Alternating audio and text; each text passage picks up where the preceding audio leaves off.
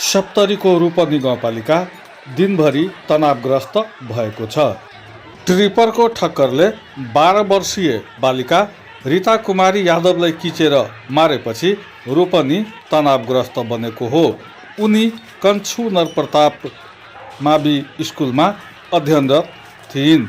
12 वर्षीय बालिका रीता साइकलमा चढेर स्कुल जाँदै गर्दा राजविराज रूपनी सडक खण्डको रूपनी चौकदेखि 100 मिटर दक्षिण राजविराज तर्फबाट आउँदै गरेका ट्रिपरले उनलाई ठक्कर दिएको थियो। कञ्छु नरप्रताप मावि नक्टी रायपुरमा अध्ययनरत बालिका रीताको मृत्यु भएपछि स्थानीय र उनका परिवारजन एवं विद्यालयमा अध्ययनरत विद्यार्थीहरूले प्रदर्शन गरेका थिए। ट्रिपर र चालकलाई नियन्त्रणमा लिन प्रहरीलाई हम्मे परेका थिए। सप्तरीको रूपनीमा भएको तनावको भिडियो यहाँहरूमाझ लिएर आएका छौँ। यहाँहरू पुरा भिडियो हेर्नुहोला, लाइक, कमेन्ट र सेयर गर्नुहोला।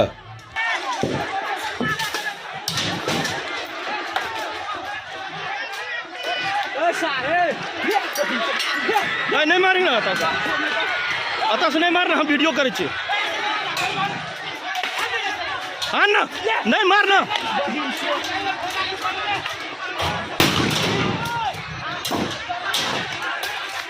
नहीं मारना रे रे भागना मना रे, हम तो वीडियो कर जे, तू इतना की करेला अभी?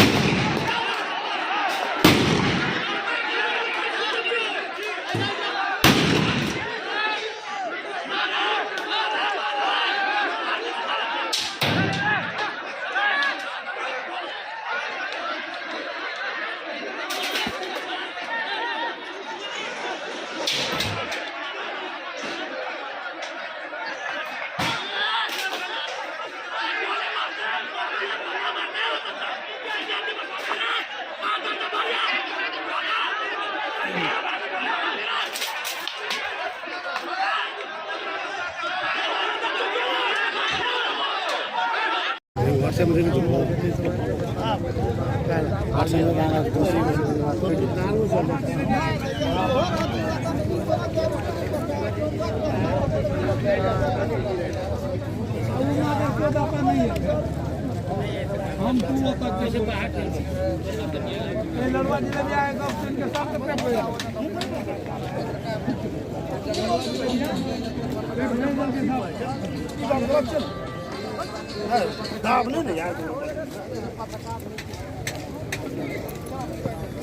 कोई लड़वा जिलेबी आएगा सबके पेट भरे